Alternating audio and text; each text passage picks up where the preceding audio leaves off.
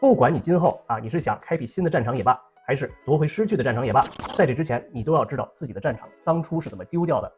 只要能够得到他想要的东西，手段其实是无所谓的，已经让很多从业者变得过度依赖工具来弥补技术上的不足。欢迎大家来到 CGPV 的答疑栏目，咱们解答同学们的各种问题和困惑。我是陆姐，我是强哥。今天我们要回答的这个问题是个非常好的问题，是一个在过去的1-2年当中不断被提及、不断被争论的这么一个话题。现在 AI 都能画画搞设计了，那学画画的该如何拓展自己的就业面呢？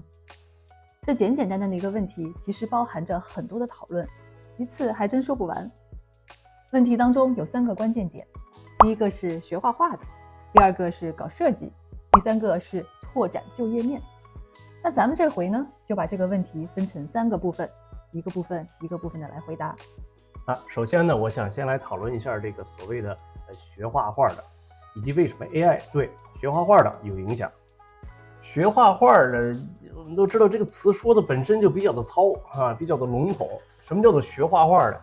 我相信你报一个大学，尤其是美术院校，你绝不会来老师我来报志愿你报个啥呀？我报个画画专业，没听说过，没有画画专业最起码你得说是绘画专业。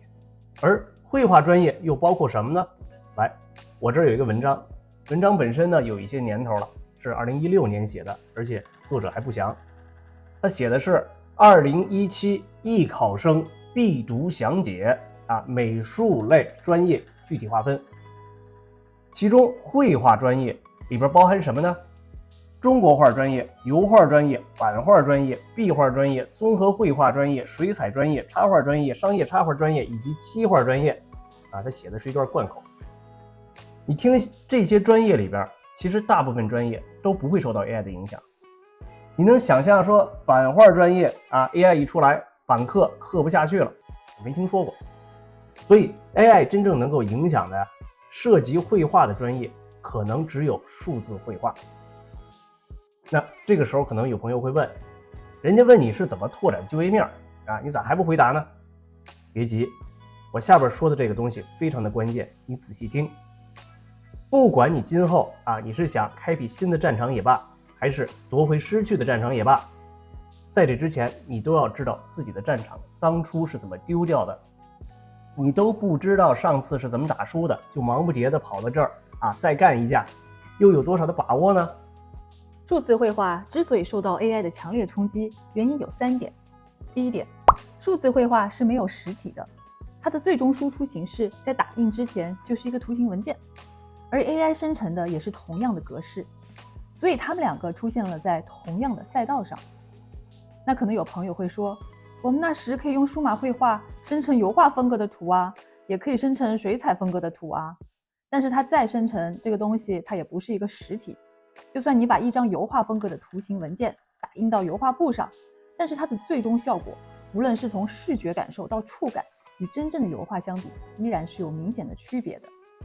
当然了，如果你的买家说我不管油画不油画，实体不实体，我就想要一个漂亮的东西挂在墙上看着开心，那都不用等 AI， 随便找个摄影师拍张好照片，打印出来同样能满足需求，甚至能抢走部分的市场份额。这个第2个原因呢，就是数字绘画的前期成本低。像如果你想做油画创作，你需要买画块、买画布买颜料，对吧？一张画你还没画呢，几百几千的先出去了，这个成本是实打实的。但是数字绘画就不一样了，你有一台电脑有一个手绘板，有一款制图软件，而且还很有可能是一个盗版的软件。那你做一张图，除了你的人力成本之外，一张画本身成本是多少呢？买一个手绘板可能几百块钱。那拿着这个手绘板，你画了10张图，平均下来手绘板的单图成本是几十块钱。当然了，这个10张图就是给你一个概念性的数字。你真的在这个行业吃饭，一块手绘板上怎么着也得出几百张。那平均下来一次绘画成本也就是几块钱。而 AI 跑图的成本就更可以忽略不计了。你跑个 Midjourney 月费多少钱？几百人民币。你在这1个月里边能跑出多少张图？怎么着1000张肯定也有了吧？拿 AI 跑图这么快，所以你跑素材的成本是在几毛钱甚至在几分钱上。那这种极低的成本的特点，让 AI 在素材生成方面拥有巨大的优势，尤其是在追求效率的领域。AI 生成图形可以说是几乎零成本的选择。说白了就是你便宜 ，AI 比你更便宜。而且 AI 跑图的过程中可以随时调整关键词，随时调整设计方向，新的图只需要几十秒就会生成。AI 又不会累，又没有情感，就算甲方要求改了几十遍了 ，AI 也无所谓，所以它的情绪成本也是零。这使得 AI 在与数字绘画的竞争当中占据了一个非常独特而且有利的位置。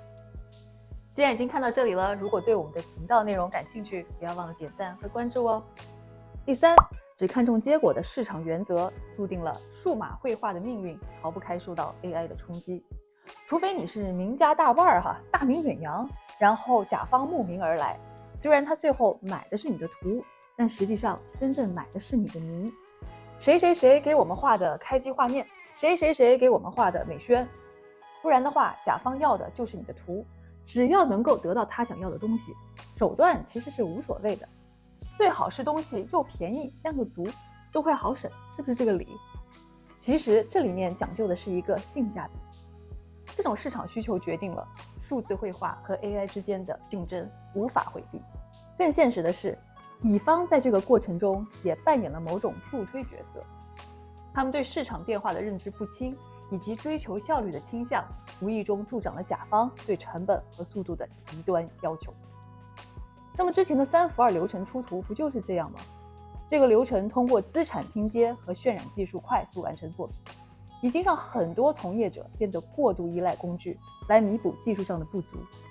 不懂透视没关系，不会光影没关系，可以下载资产摆场景，渲染图层，对吧？不会的东西弄不出这效果，电脑都可以渲染出来。这种方式降低了数字绘画的技术门槛，使得即使刚毕业的新人在前几年凭借软件的辅助也能够快速出成果，并获得工作机会。那现在说白了，其实 AI 不就是一个更便宜的刚毕业的新人吗？不光出的量比你多，成本还比你低。那么这上述3点总结起来说的就是，在数字绘图的这个制作流程当中，没有一个环节能够真正的体现你的个人独特价值。当一个更加快捷而且成本低廉的选择出现的时候，那你自然就面临着被淘汰的风险。原因很简单因为从一开始你给自己设定的职业定位就是错误的，注定了在这种大环境下处于劣势甚至是必输的局面。那怎么能够让自己以后不输或者少输呢？下一次我们就来讨论这个搞设计。如果不想错过下次的更新，记得点赞和关注，让我们可以持续带来更多有趣又实用的内容。谢谢大家今天的收看，我们下次再见，拜拜。